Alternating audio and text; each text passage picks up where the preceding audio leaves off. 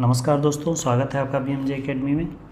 दोस्तों, ancient history के MCQ video series के पिछले वीडियो में हमने वैदिक सभ्यता के 30 प्रश्नों को देखा। उसके आगे के 30 प्रश्नों को आइए आज के इस वीडियो में देखते हैं। दोस्तों, ये सभी प्रश्न विभिन्न प्रतियोगी परीक्षाओं में पूछे जा चुके हैं और बार बार पूछे जाते रहते हैं, इसलिए इन वीडियोज़ को आप पूरा देखें, स्किप ना करें। तो आइए दोस्तों, आज का वीडियो शुरू करते हैं। पिछले वीडियो में हमने 30 प्रश्नों को देखा था। आइए 31वां प्रश्न है, प्राचीनतम विवाह संस्कार का वर्णन करने वाला विवाह सूक्त किसमें पाया जाता है? विवाह संस्कार का वर्णन उत्तर वैदिक साहित्य वेदांगों में की गई है। वेदों को समझने के लिए वेदांगों की रचना की गई थी। वेदांगों की संख्या 6 है, जिनमें से शिक्षा, कल्प, निरुक्त, व्याकरण, छंद तथा ज्योतिष है। इन 6 वेदांगों में से कल्प वेदांग, जिसे कल्प सूत्र भी कहते हैं, इसके 3 भाग हैं, स्रोत सूत्र, गृह सूत्र तथा धर्म सूत्र। स्रोत सूत्र में यज्ञों के बारे में वर्णन किया गया है, जबकि गृह सूत्र में विवाह तथा व्यक्ति के 16 संस्कारों का वर्णन किया गया है और धर्म सूत्र में जीवन के उद्देश्य की व्याख्या की गई है। इसलिए इसका उत्तर गृह सूत्र होगा। गृह सूत्र में ही प्राचीन विवाह संस्कार का वर्णन है, जिसमें 8 प्रकार के विवाह का वर्णन किया गया है। भारतीय संगीत का उद्गम किसमें खोजा जा सकता है? भारतीय संगीत का उद्गम, या कह सकते हैं भारतीय संगीत का जनक, सामवेद को कहा जाता है। सामवेद में ऋग्वेद के ही मंत्रों को संगीत के रूप में उच्चारित किया गया, इसलिए सामवेद को संगीत का वेद भी कहा जाता है। 7 सुरों का प्रथम प्रयोग इसी वेद में किया गया है, इसलिए सामवेद को भारतीय संगीत का जनक भी कहा जाता है। संस्कारों की कुल संख्या कितनी है? कल्प वेदांग के गृह सूत्र में ही व्यक्ति के जन्म पूर्व से लेकर मृत्यु तक के 16 संस्कार के बारे में बताया गया है। निम्नलिखित में से किसे ऋग्वेद में युद्ध देवता समझा जाता है? ऋग्वेद में युद्ध देवता कहा गया है भगवान इंद्र को। ऋग्वेद में इंद्रदेव को पुरंदर भी कहा गया है। पुरंदर का अर्थ होता है किला तोड़ने वाला, यानी कि युद्ध का देवता। ऋग्वेद में संपत्ति का प्रमुख रूप क्या था? संपत्ति का प्रमुख रूप था गोधन, यानी गाय।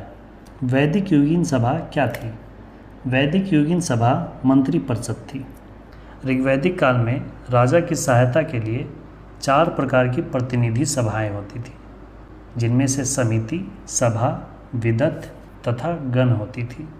इनमें से सभा कुलीन वर्ग का समूह था, जो कि मंत्री परिषद की तरह कार्य करती थी। 14वीं सदी ईसा पूर्व का एक अभिलेख जिसमें वैदिक देवताओं का वर्णन प्राप्त हुआ है, वह है बोगाज-कोई अभिलेख। 1400 ईसा पूर्व के बोगाज-कोई अभिलेख से इंद्र, वरुण, मित्र तथा नासत्य देवताओं का उल्लेख मिलता है। प्राचीन काल में आर्यों के जीविकोपार्जन का मुख्य साधन क्या था? आर्यों का प्रमुख जीविकोपार्जन शिल्प कार्य था। वैदिक नदियाँ और उनके आधुनिक नाम का मिलान करना है। कुभा काबुल का प्राचीन नाम है। पुरुषनी रावी का प्राचीन नाम है। सदानीरा गंडक को कहा जाता था और सतुद्री सतलज का प्राचीन नाम है। 2, 3, 1, 4 ऑप्शन बी। निम्नलिखित में से किसका संकलन ऋग्वेद पर आधारित है? सामवेद का संकलन ऋग्वेद पर आधारित है। सामवेद में ऋग्वेद के ही मंत्रों को संगीत रूप दिया गया है। उत्तर वैदिक काल माना जाता है।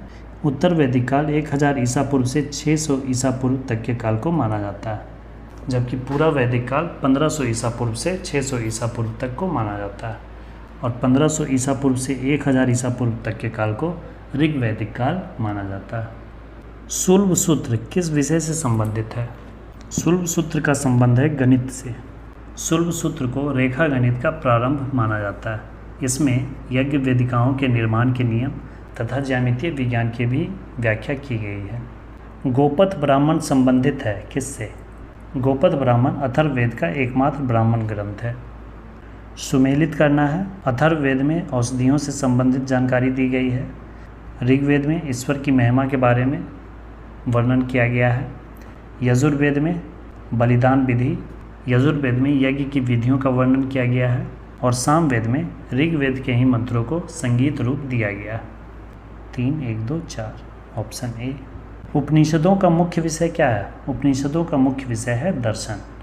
निम्नलिखित में से वैदिक साहित्य का सही क्रम कौन सा है? सबसे पहले वेदों का निर्माण हुआ, फिर वेदांग, उसके बाद ब्राह्मण ग्रंथ, फिर आरण्यक और फिर उपनिषद। तो इस तरह ऑप्शन ए सही उत्तर होगा। वैदिक संहिताएं, फिर ब्राह्मण ग्रंथ, आरण्यक और फिर उपनिषद। प्राचीन भारतीय समाज के प्रसंग में निम्नलिखित शब्दों में से कौन सा शेष 3 के वर्ग का नहीं है? कुल, वंश और गोत्र लगभग एक ही शब्द है। कोश इनमें से अलग है।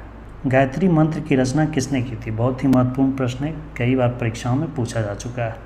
गायत्री मंत्र की रचना विश्वामित्र ने की थी। गायत्री मंत्र का उल्लेख ऋग्वेद के 3 मंडल में किया गया है। इसकी रचना विश्वामित्र द्वारा की गई थी। निम्नलिखित में से पूर्व वैदिक कार्यों का सर्वाधिक लोकप्रिय देवता कौन था? पूर्व वैदिक कार्यों के सबसे लोकप्रिय देवता थे इंद्र। ऋग्वेद के 1028 सूक्तों में से 250 सूक्त सिर्फ इंद्रदेव को समर्पित हैं। वैदिक काल में किस जीव को अघन्या माना गया है? दोस्तों पिछले वीडियो में भी मैंने इसका उत्तर दिया था, आप इसका उत्तर कमेंट करके बताएं। कौन से 3 वेद संयुक्त रूप से त्रयी या वेद त्रयी कहलाते हैं? ऋग्वेद, यजुर्वेद और सामवेद। इन तीनों वेद को सम्मिलित रूप से त्रयी या वेद त्रयी कहा जाता है। ऋग्वैदिक आर्य पशुचारी लोग थे। यह इस तथ्य से पुष्ट होता है कि ऋग्वेद में गाय के अनेक संदर्भ है। ये कथन सही है। अधिकांश युद्ध गायों के लिए लड़े गए थे। यह कथन भी सत्य है। पुरोहितों को दिए जाने वाला उपहार प्रायः गायें ही होती थी, ना कि जमीन। यह कथन भी सत्य है। तो इसका उत्तर हो जाएगा उपयुक्त सभी। ऋग्वैदिक आर्य के लिए सर्वाधिक महत्व वाली कोई वस्तु थी तो वो थी गाय। गाय के लिए ही युद्ध होते थे। दान दक्षिणा में भी गाय ही दी जाती थी। संपत्ति की गणना भी गाय से ही की जाती थी। बोगाज कोई महत्वपूर्ण है क्योंकि यहाँ से प्राप्त अभिलेखों में वैदिक देवी देवताओं के नामों का उल्लेख प्राप्त हुआ है। इस अभिलेख से इंद्र, वरुण, मित्र, नासत्य देवताओं का उल्लेख मिलता है। वर्ण व्यवस्था से संबंधित पुरुष सूक्त मूलतः पाया जाता है। वर्ण व्यवस्था से संबंधित पुरुष सूक्त ऋग्वेद के 10वें मंडल में है। ऋग्वेद के 10वें मंडल में वर्ण व्यवस्था का वर्णन है, जिसमें तत्कालीन समाज को 4 वर्णों ब्राह्मण, क्षत्रिय, वैश्य और शूद्र में बांटा गया है। ऋग्वेद के 10वें मंडल के पुरुष सूक्त में वर्णों को दैवीय उत्पत्ति का सिद्धांत बताया गया है। ऋग्वेद है स्रोतों का संकलन। ऋग्वेद सबसे प्राचीनतम वेद है। ऋग्वेद में 10 मंडल हैं, 1028 सूक्त हैं तथा 10,580 मंत्र हैं। किस वैदिक ग्रंथ में वर्ण शब्द का सर्वप्रथम उल्लेख मिलता है? ऋग्वेद के 10वें मंडल के पुरुष सूक्त में वर्ण शब्द का प्रथम उल्लेख मिलता है। वैदिक नदी कुभा का स्थान कहाँ निर्धारित होना चाहिए?